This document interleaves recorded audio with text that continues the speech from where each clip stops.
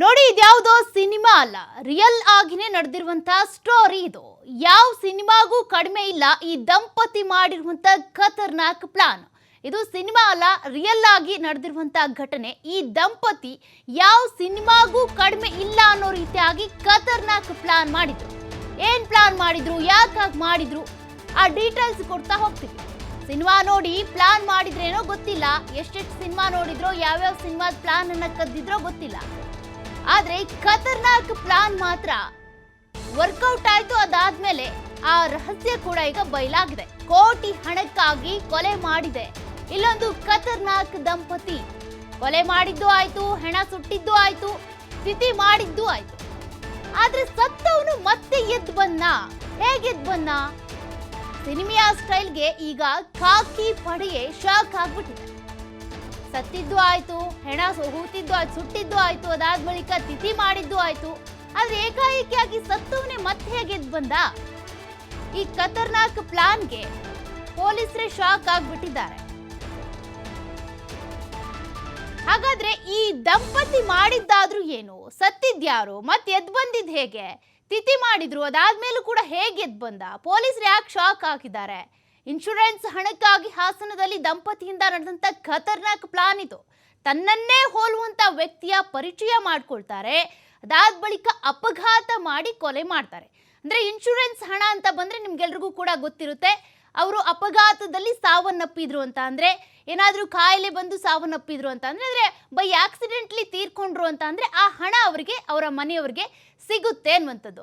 ಹೀಗಾಗಿ ತನ್ನನ್ನೇ ತಾನು ಸಾಯಿಸ್ಕೊಂಡಿರೋ ರೀತಿಯಾಗಿ, ಅಂದ್ರೆ ತನ್ನನ್ನೇ ಹೋಲುವಂತ ವ್ಯಕ್ತಿಯನ್ನ ಸಾಯಿಸಿ ಆತ ಸತ್ತೋಗಿದ್ದಾನೆ ಅಂತ ಆ ಹಣವನ್ನ ಕ್ಲೈಮ್ ಮಾಡೋದಕ್ಕೆ ಮುಂದಾದಂತ ಖತರ್ನಾಕ್ ಜೋಡಿಯ ಪ್ಲಾನ್ ಈಗ ಬಯಲಾಗಿದೆ. ಕೋಟಿ ಹಣಕ್ಕೋಸ್ಕರ ಅಮಾಯಕನನ್ನ ಕೊಂದು ಖತರ್ನಾಕ್ ದಂಪತಿ ಈಗ ಸಿಕ್ಕಾಕೊಂಡಿದ್ದಾರೆ. ಅರಸೀಕೆರೆ ತಾಲೂಕಿನ ಗಂಡಸಿ ಠಾಣಾ ವ್ಯಾಪ್ತಿಯಲ್ಲಿ ನಡೆದಿದ್ದಂತ ಕೊಲೆ ಇದು. ಇವರು ಮಾಡಿದಂತ ಖತರ್ನಾಕ್ ಪ್ಲಾನ್ಗೆ ಪೊಲೀಸರೇ ದಂಗಾಗ್ಬಿಟ್ಟಿದ್ದಾರೆ. ಯಾವ್ಯಾವ ಸಿನಿಮಾ ನೋಡಿದ್ರೋ ಏನೋ ಗೊತ್ತಿಲ್ಲ, ಕೋಟಿ ಹಣಕ್ಕಾಗಿ ಆ ಒಂದಷ್ಟು ಸಿನಿಮಾಗಳಲ್ಲಿ ಬಂದಂತ ಆ ಪ್ಲಾನ್ಗಳನ್ನ ಅಥವಾ ಆ ರೀತಿ ಮಾಡಬೇಕು ಅನ್ನೋದನ್ನ ಯೂಸ್ ಮಾಡ್ಕೊಂಡು ಇವ್ರು ಮಾಡಿರುವಂತ ಈ ಪ್ಲಾನ್ಗೆ ಈಗ ಪೊಲೀಸರು ಕೂಡ ಶಾಕ್ ಆಗಿದ್ದಾರೆ. ಹೊಸಕೋಟೆಯ ಮುನಿಸ್ವಾಮಿ ಗೌಡ ಮತ್ತೆ ಆತನ ಪತ್ನಿ ಈ ರೀತಿಯಾದಂತ ಕೃತ್ಯವನ್ನ ಎಸಗಿದ್ದಾರೆ. ಇನ್ಶೂರೆನ್ಸ್ ನ ಕೋಟಿ ಹಣ ಬೇಕು ಅನ್ನುವಂತ ಕಾರಣಕ್ಕಾಗಿ ಮುನಿಸ್ವಾಮಿ ಗೌಡ ಆಕ್ಸಿಡೆಂಟ್ ನಲ್ಲಿ ಸತ್ತೋಗಿದ್ದಾನೆ ಅನ್ನೋ ರೀತಿಯಾಗಿ ನಾಟಕ ಮಾಡಿ ಬಿಂಬಿಸಿದ್ದಾರೆ. ಆಕ್ಸಿಡೆಂಟ್ ನಲ್ಲಿ ಈತ ಸತ್ತೋಗಿದ್ದಾನೆ ಅಂದ್ರೆ ದುಡ್ಡು ಕ್ಲೈಮ್ ಆಗುತ್ತೆ, ಕೋಟಿ ರೂಪಾಯಿ ಸಿಗುತ್ತೆ, ಅದನ್ನ ಇಟ್ಕೊಂಡು ಮಜಾ ಮಾಡುವಂತ ಉದ್ದೇಶದಿಂದ ಮಾಡಿರುವಂತ ಘಟನೆ ಇದು. ಮುನಿಸ್ವಾಮಿ ಗೌಡನ್ನ ಹೋಲುವಂತ ರೀತಿಯ ವ್ಯಕ್ತಿಯನ್ನೇ ಇಲ್ಲಿ ಕೊಲೆ ಆಗಿದ್ದು ಅಮಾಯಕ ಪಾಪ. ಆತನನ್ನ ಕರ್ಕೊಂಡು ಬರ್ತಾರೆ, ನಮ್ಮ ಕಾರ್ ಪಂಕ್ಚರ್ ಆಗಿದೆ, ಟೈರ್ ಬದಲಿಸುವಂತ ಆ ಅಮಾಯಕನಿಗೆ ಹೇಳ್ತಾನೆ. ಅಂದ್ರೆ ಈ ಮುನಿಸ್ವಾಮಿ ಗೌಡ ಏನಿದ್ದಾನೆ ಆತನನ್ನೇ ಹೋಲುವಂತ ಒಂದು ಸ್ವಲ್ಪ ಹೋಲಿಕೆ ಇರುವಂತ ವ್ಯಕ್ತಿಯನ್ನ ಕರ್ಕೊಂಡು ಬರ್ತಾನೆ. ಆ ವ್ಯಕ್ತಿಗೆ ತನ್ನ ಕಾರ್ ಟೈರ್ ಪಂಕ್ಚರ್ ಆಗಿದೆ, ಒಂಚೂರು ಬದಲಾವಣೆ ಮಾಡಿಕೊಡು ಅಂತ ಹೇಳ್ತಾರೆ. ರಸ್ತೆ ಪಕ್ಕ ಕಾರ್ ನಿಲ್ಲಿಸಿ ಟೈರ್ ಬದಲಿಸುವಂತಹ ಸಂದರ್ಭದಲ್ಲಿ ಅಮಾಯಕನ ಮೇಲೇನೆ ಈ ಲಾರಿಯನ್ನು ಹತ್ತಿಸ್ಬಿಡ್ತಾರೆ. ಅನೇಕ ಸಿನಿಮಾಗಳಲ್ಲಿ ಇಂತಹ ದೃಶ್ಯಗಳನ್ನ ನೀವು ನೋಡಿರ್ತೀರಾ. ಅಂಥದ್ದೇ ಘಟನೆ, ಅಂಥದ್ದೇ ರಿಯಲ್ ಸ್ಟೋರಿ ಇಲ್ಲಿ ನಡೆದಿರುವಂಥದ್ದು. ಆ ಕೋಟಿ ಹಣವನ್ನ ಪಡ್ಕೊಳ್ಳೇಬೇಕು ಅನ್ನುವಂಥ ಕಾರಣಕ್ಕೆ ಜಿದ್ದಿಗೆ ಬಿದ್ದು, ಅಂದ್ರೆ ಈಗ ಸತ್ತೋದ್ಮೇಲೆ ಹಣ ಬಂದ್ರೆ ಏನ್ ಪ್ರಯೋಜನ, ಅದನ್ನ ಅನುಭವಿಸೋದಕ್ಕೆ ನಾವೇ ಇರಲ್ವಲ್ಲ.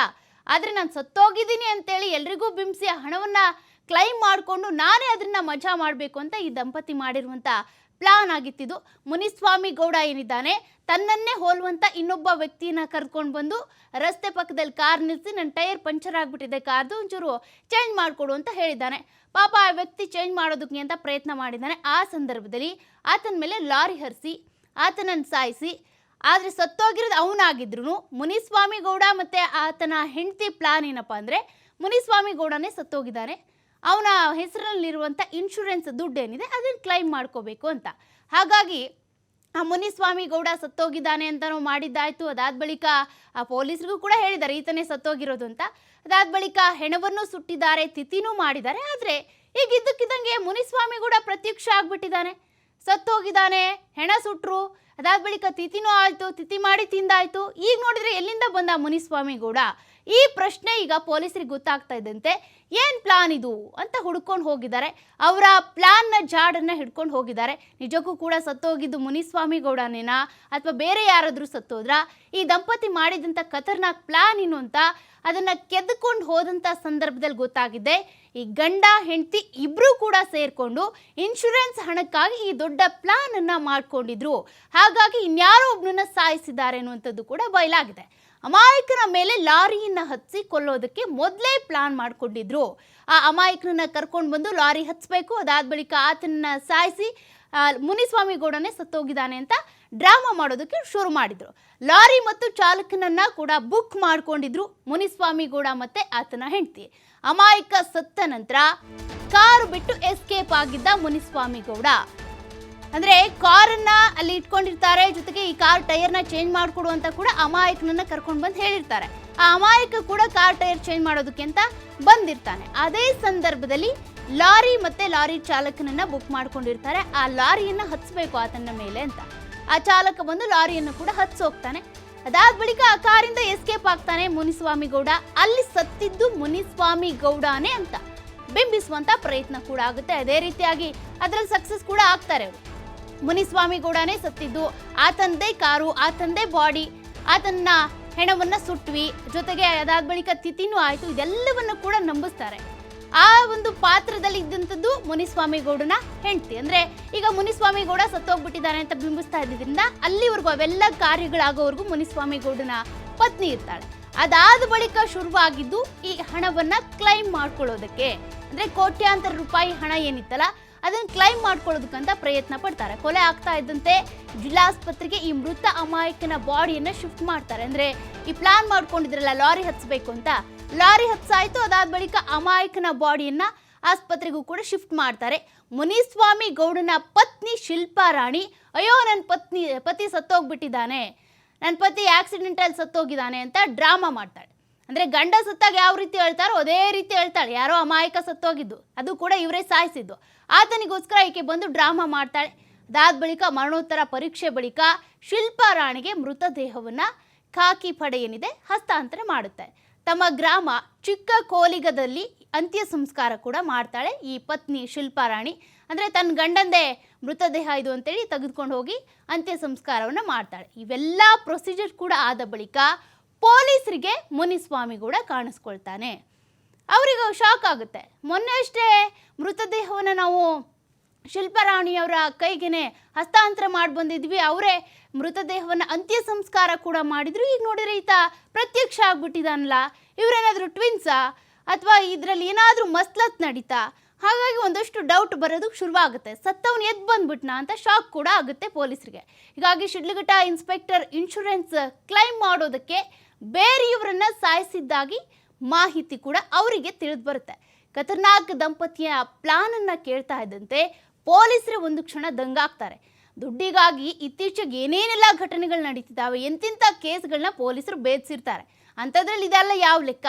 ಈ ಗಂಡಸಿ ಪೊಲೀಸ್ ಠಾಣೆ ಪೊಲೀಸರು ಈ ದಂಪತಿಯ ವಿಚಾರಣೆಯನ್ನು ಮಾಡ್ತಾ ಹೋಗ್ತಾರೆ. ಅಂದರೆ ಪ್ರತ್ಯಕ್ಷ ಆಗಿದ್ದಂಥ ಮುನಿಸ್ವಾಮಿ ಗೌಡ ಮತ್ತು ಆತನ ಹೆಂಡತಿ ಶಿಲ್ಪಾ ರಾಣಿ ಇಬ್ಬರನ್ನು ಕೂಡ ಕರೆದು ವಿಚಾರಣೆ ಮಾಡ್ತಾರೆ, ಏನು ಎಂತು ಅಂತ. ಆಗ ಈ ರಹಸ್ಯ ಬಯಲಾಗುತ್ತೆ. ಇವ್ರು ಮಾಡಿದಂಥ ಎಲ್ಲ ಪ್ಲಾನ್ಗೂ ಸಂಬಂಧಪಟ್ಟಂತೆ ಕೂಡ ಹೇಳ್ತಾ ಹೋಗ್ತಾರೆ. ಹಿಂಗಾಯಿತು, ಇದಕ್ಕೋಸ್ಕರನೇ ನಾವು ಇದನ್ನೆಲ್ಲ ಮಾಡಿದ್ವಿ, ದುಡ್ಡಿಗೋಸ್ಕರನೇ ಕೊಲೆ ಮಾಡಿದ್ದು, ಹೀಗೆಲ್ಲ ಡ್ರಾಮಾ ಮಾಡಿದ್ದು ಅಂತ ಹೇಳ್ತಾ ಹೋಗ್ತಾರೆ. ಅದಾದ ಬಳಿಕ ಪೊಲೀಸರಿಗೆ ಶಾಕ್ ಆಗುತ್ತೆ. ದುಡ್ಡಿಗೋಸ್ಕರ ಇಷ್ಟೆಲ್ಲ ಮಾಡ್ತಾರ, ತನ್ನ ಗಂಡನೇ ಸತ್ತೋಗ್ಬಿಟ್ಟಿದ್ದಾನಂತ ಡ್ರಾಮಾ ಮಾಡಿದ್ಲು, ಇನ್ಯಾರ್ದೋ ಮೃತದೇಹ ತಗೊಂಡೋಗಿ ಅಂತ್ಯ ಸಂಸ್ಕಾರ ಮಾಡಿದ್ಲು, ಹತ್ಲು ತಿಥಿ ಮಾಡಿದ್ಲು ಅಂತೇಳಿ ಪೊಲೀಸರಿಗೆ ಅಲ್ಲಿ ಶಾಕ್ ಆಗ್ತಾ ಹೋಗುತ್ತೆ. ಇದಕ್ಕೆ ಸಂಬಂಧಪಟ್ಟಂತೆ ತನಿಖೆಯನ್ನು ನಡೆಸ್ತಾ ಹೋಗ್ತಾರೆ. ಈಗ ಆಗಿದ್ದು ಮುನಿಸ್ವಾಮಿ ಗೌಡನ ಸಾವಲ್ಲ, ಬದಲಿಗೆ ಇನ್ಯಾರೋ ಅಮಾಯಕನ ಸಾವು ಅಂತ ಕೂಡ ಗೊತ್ತಾಗ್ತಾ ಹೋಗುತ್ತೆ. ಇವಾಗ ಹೆಚ್ಚಿನ ಡೀಟೇಲ್ಸ್ ಕೊಡ್ತಾ ಹೋಗ್ತಾರೆ ನಮ್ಮ ಪ್ರತಿನಿಧಿ ಪ್ರಕಾಶ್. ನಿಜಕ್ಕೂ ಕೂಡ ಯಾವ ಸಿನಿಮಾದಲ್ಲೂ ಈ ರೀತಿಯಾಗಿ ದೃಶ್ಯಗಳು ಬಂದಿದೆಯಲ್ಲ, ಈ ರೀತಿನೇ ಬೇರೆ ಬೇರೆ ದೃಶ್ಯಗಳು ಇರ್ಬೋದೇನೋ, ಬಟ್ ಈ ದೃಶ್ಯವನ್ನು ನೋಡ್ತಾ ಇದ್ರೆ, ಈ ಘಟನೆ ನೋಡ್ತಾ ಇದ್ರೆ ನಿಜಕ್ಕೂ ಕೂಡ ಖತರ್ನಾಕ್ ಜೋಡಿಗೆ ಯಾವ ಶಿಕ್ಷೆ ಕೊಡಬೇಕು ಅನ್ನೋಂಥ ಪ್ರಶ್ನೆ ಕೂಡ ಇದೆ. ಪೊಲೀಸ್ ಇದ್ರ ಬಗ್ಗೆ ಏನು ಹೇಳ್ತಾರೆ, ಹೇಗೆ ಗೊತ್ತಾಯಿತು ಫಸ್ಟ್ ಆಫ್ ಆಲ್ ಇದ್ರ ಬಗ್ಗೆ ಡೀಟೇಲ್ಸ್ ಅಂತ? ಓಕೆ, ಹಾಸನ ಜಿಲ್ಲೆ ಅರಸೀಕೆರೆ ತಾಲೂಕಿನ ಗಂಡಸಿ ಪೊಲೀಸ್ ಠಾಣಾ ವ್ಯಾಪ್ತಿಯಲ್ಲಿ ಕೂಡ ಈ ಘಟನೆ ನಡೆದಿರುವಂತದ್ದು. ಇನ್ಸೂರೆನ್ಸ್ ಹಣಕ್ಕಾಗಿ ದಂಪತಿಯಿಂದ ಸಾಕಷ್ಟು ಈ ಖತರ್ನಾಕ್ ಪ್ಲಾನ್ ಅನ್ನು ಕೂಡ ಮಾಡಲಾಗಿದೆ ಅನ್ನುವ ಮಾಹಿತಿ ಸದ್ಯಕ್ಕೆ ಲಭ್ಯವಾಗಿರ್ತಕ್ಕಂಥದ್ದು. ಯಾಕಂತಂದ್ರೆ ಈ ದಂಪತಿಗಳೇನಿದ್ದಾರೆ ಅವರು ಸಾಕಷ್ಟು ಸಾಲವನ್ನು ಕೂಡ ಮಾಡಿಕೊಂಡಿದ್ರು. ಆ ಸಾಲವನ್ನು ತೀರಿಸಲಿಕ್ಕೆ ಈ ರೀತಿಯಾದಂತಹ ಪ್ಲಾನ್ ಕೂಡ ಮಾಡಿದ್ದಾರೆ ಅನ್ನುವ ಮಾಹಿತಿ ಲಭ್ಯವಾಗಿರ್ತಕ್ಕಂಥದ್ದು. ಅಂದ್ರೆ ತನ್ನನ್ನೇ ಹೋಲುವ ವ್ಯಕ್ತಿಯ ಪರಿಚಯವನ್ನು ಕೂಡ ಮಾಡಿಕೊಂಡು ನಂತರ ಆಕ್ಸಿಡೆಂಟ್ ರೀತಿಯಲ್ಲಿ ಈಗಾಗಲೇ ಕೊಲೆ ಮಾಡಿದ್ದಾರೆ ಅನ್ನುವ ಆರೋಪಗಳು ಕೂಡ ಕೇಳಿ ಬರ್ತಾ ಇರುವಂತದ್ದು. ಬೆಂಗಳೂರಿನ ಹೊಸಕೋಟೆ ತಾಲೂಕಿನ ಚಿಕ್ಕ ಕೋಲಿಗದ ಮುನಿಸ್ವಾಮಿ ಗೌಡ ಮತ್ತು ಆತನ ಪತ್ನಿಯಿಂದ ಈ ಕೃತ್ಯ ನಡೆದಿದೆ ಅನ್ನುವ ಈಗಾಗಲೇ ಆ ಮಾಹಿತಿ ಬೆಳಕಿಗೆ ಬಂದಿರುವಂತದ್ದು. ಜೊತೆಗೆ ಸ್ವತಃ ಹಾಸನ ಜಿಲ್ಲಾ ಪೊಲೀಸ್ ವರಿಷ್ಠಾಧಿಕಾರಿ ಏನಿದ್ದಾರೆ ಅವರ ನೇತೃತ್ವದಲ್ಲಿ ಕೂಡ ತನಿಖೆ ಮುಂದುವರೆದಿರುವಂತದ್ದು. ಈಗಾಗಲೇ ಒಟ್ಟಾರೆ ಏನಂತಂದ್ರೆ ಕಾರು ಪಂಕ್ಚರ್ ಆಗಿದೆ, ಟೈರ್ ಬದಲಿಸುವಂತ ಅಮಾಯಕನಿಗೆ ಹೇಳಿದಂತಹ ಮುನಿಸ್ವಾಮಿ ಗೌಡ ರಸ್ತೆ ಪಕ್ಕ ಕಾರ್ ನಿಲ್ಲಿಸಿಕೊಂಡು ಟೈರ್ ಬದಲಿಸುವಾಗ ಅಮಾಯಕನ ಮೇಲೆ ಲಾರಿ ಹರಿದಿರುವಂತಹ ಪ್ರಕರಣವನ್ನು ಕೂಡ ಅಂದ್ರೆ ಆ ರೀತಿಯಾದಂತಹ ಪ್ಲಾನ್ ಮಾಡಿ ಆತನನ್ನ ಕೊಲೆ ಮಾಡಲಾಗಿದೆ ಅನ್ನುವ ಮಾಹಿತಿ ಲಭ್ಯವಾಗಿರ್ತಕ್ಕಂಥದ್ದು.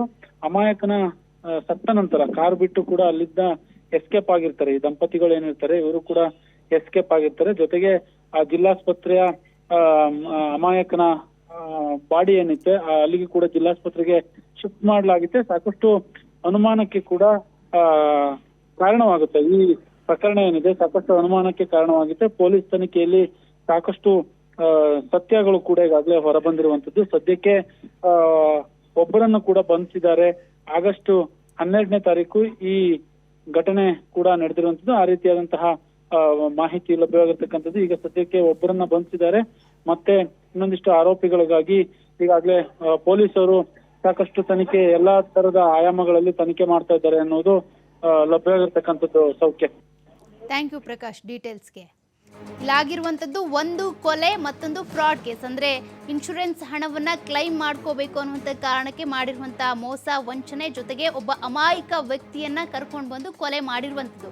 ಇದೆಲ್ಲದಕ್ಕೂ ಸಂಬಂಧಪಟ್ಟಂತೆ ಪೊಲೀಸರು ಯಾವ ರೀತಿ ಆ್ಯಕ್ಷನ್ ತೆಗೆದುಕೊಳ್ತಾರೆ, ಫ್ರಾಡ್ ಕೇಸ್ ಇರ್ಬೋದು, ಜೊತೆಗೆ ಮರ್ಡರ್, ಅಮಾಯಕ ವ್ಯಕ್ತಿಯನ್ನು ಕರ್ಕೊಂಡು ಬಂದು ನಂಬಿಸಿ ಗಾಡಿ ಪಂಕ್ಚರ್ ಆಗಿದೆ ಟೈರ್ ಚೇಂಜ್ ಮಾಡಿಕೊಡಿ ಅಂತ ಹೇಳಿ ಅದಾದ ಬಳಿಕ ಆತನ ಮೇಲೇ ಲಾರಿ ಹತ್ತಿಸಿ, ಈ ಲಾರಿ ಹತ್ತಿಸಿದಂಥ ಸಂದರ್ಭದಲ್ಲಿ ಆ ಲಾರಿ ಚಾಲಕ ಯಾರು ಆತನನ್ನು ಕೂಡ ಈಗ ಪತ್ತೆ ಹಚ್ಚಬೇಕಾಗುತ್ತೆ. ಆತ ಇವರಿಂದ ಎಷ್ಟು ಹಣವನ್ನು ಪಡ್ಕೊಂಡಿದ್ದ ಅವರನ್ನು ಪತ್ತೆ ಹಚ್ಚಬೇಕಾಗುತ್ತೆ. ಸದ್ಯಕ್ಕೆ ಇದಕ್ಕೆ ಸಂಬಂಧಪಟ್ಟಂತೆ ಶಿಡ್ಲಘಟ್ಟ ಪೊಲೀಸರಿಗೆ ಮೊದಲು ಮಾಹಿತಿ ಗೊತ್ತಾಗಿದ್ದಂತೆ ಅದಾದ ಬಳಿಕ ಈ ಕೇಸನ್ನು ಭೇದಿಸ್ತಾ ಹೋಗಿದ್ದಾರೆ. ಇದಕ್ಕೆ ಸಂಬಂಧಿಸಿದಂತೆ ಶಿಲ್ಪಾರಾಣಿ ಮತ್ತು ಮುನಿಸ್ವಾಮಿ ಗೌಡ ಮತ್ತು ಆ ಲಾರಿ ಚಾಲಕ ಇರ್ಬೋದು, ಮತ್ತು ಈ ಆಸ್ಪತ್ರೆಗೆ ಸಂಬಂಧಪಟ್ಟಂತೆ ಏನಾದರೂ ಅಲ್ಲೂ ಯಾರಾದರೂ ಇನ್ವಾಲ್ವ್ ಆಗಿದ್ರಾ, ಇದೆಲ್ಲದನ್ನು ಕೂಡ ಪೊಲೀಸರು ತನಿಖೆ ಮಾಡ್ತಾರೆ. ಅದಾದ ಬಳಿಕ ಈ ಕೇಸ್ನಲ್ಲಿ ಇನ್ನೂ ಯಾರ್ಯಾರು ಭಾಗಿಯಾಗಿದ್ರು ಅದನ್ನು ನೋಡಿಕೊಂಡು ಫ್ರಾಡ್ ಕೇಸ್ ಮತ್ತು ಈ ಮರ್ಡರ್ ಕೇಸು ಇದೆರಡಕ್ಕೂ ಸಂಬಂಧಪಟ್ಟಂತೆ ಯಾವ್ಯಾವ ಸೆಕ್ಷನ್ನ ಹಾಕಬೇಕೋ, ಇವರಿಬ್ಬರನ್ನು ಯಾವ ರೀತಿಯಾಗಿ ಶಿಕ್ಷಿಸಬೇಕು ಅದಕ್ಕೆ ಸಂಬಂಧಪಟ್ಟಂತೆ ಪೊಲೀಸರು ತನಿಖೆಯನ್ನು ಮುಂದುವರಿಸ್ತಾ ಹೋಗ್ತಾರೆ. ಒಟ್ಟಿನಲ್ಲಿ ಹಣಕ್ಕಾಗಿ ಇನ್ನೊಬ್ಬರನ್ನ ಕೊಲೆ ಮಾಡಿ ತಮ್ಮ ಇನ್ಶೂರೆನ್ಸ್ ಹಣವನ್ನು ಕ್ಲೈಮ್ ಮಾಡ್ಕೊಳ್ಳೋದಕ್ಕೆ ಇಷ್ಟೆಲ್ಲ ಪ್ಲಾನ್ ಮಾಡಿದ್ರಲ್ಲ, ಅದ್ರ ಬದಲಿಗೆ ದುಡಿದು ಕಷ್ಟಪಟ್ಟು ಎಷ್ಟು ಹಣ ಸಿಗುತ್ತೋ ಅಷ್ಟು ಹಣದಿಂದ ಹಾಸಿಗೆ ಇದ್ದಷ್ಟು ಕಾಲು ಚಾಚು ಅಂತಾರಲ್ಲ, ಆ ರೀತಿಯಾಗಿ ಮಾಡ್ಬೋದು. ಇನ್ನೂ ನಿಮ್ಗೆ ಹಾಸಿಗೆ ದೊಡ್ಡಕ್ಕೆ ಬೇಕು ಅಂದರೆ ಇನ್ನೂ ಜಾಸ್ತಿ ದುಡಿಬೇಕು, ಇನ್ನೂ ಜಾಸ್ತಿ ಗಳಿಸ್ಬೇಕು. ಅದನ್ನ ಬಿಟ್ಟು ಇನ್ಯಾರ್ದೋ ತಲೆ ಹೊಡೆದೋ, ಇನ್ಯಾರನ್ನೋ ಕೊಲೆ ಮಾಡಿನೋ, ಇನ್ಯಾರ ಹತ್ರನೂ ಹಣ ಸುಲಿಗೆ ಮಾಡಿನೋ ಬದುಕೋದು ಬದುಕೇ ಅಲ್ಲ. ಅದನ್ನು ಬದುಕು ಅಂತ ಯಾರೂ ಕೂಡ ಹೇಳೋದು ಇಲ್ಲ. ಇಷ್ಟೆಲ್ಲ ವಂಚನೆ ಮಾಡಿ, ಇಷ್ಟೆಲ್ಲ ಕೊಲೆ ಮಾಡಿ ಈಗ ನೆಮ್ಮದಿಯಿಂದ ಇರೋದಕ್ಕಾಗುತ್ತಾ? ಜೈಲುವಾಸವನ್ನೇ ಅನುಭವಿಸ್ಬೇಕಾಗುತ್ತೆ. ಸದ್ಯಕ್ಕೆ ಇಂತಹ ಘಟನೆಗಳಿಂದ, ಇಂತಹ ಕೇಸ್ಗಳಿಂದ ಜನರು ತಿಳ್ಕೊಬೇಕಾಗಿರೋದು ಇಷ್ಟೇ, ನಾವು ಎಷ್ಟೇ ತಪ್ಪು ಮಾಡಿದ್ರು, ಎಷ್ಟೇ ಈ ರೀತಿ ಕೊಲೆ ಸುಲಿಗೆ ಮಾಡಿದ್ರು ಕೂಡ ಕೊನೆಗೆ ಒಂದಿನ ಸಿಕ್ಕಾಕೊಳ್ಳೇಬೇಕು ಅಂತ.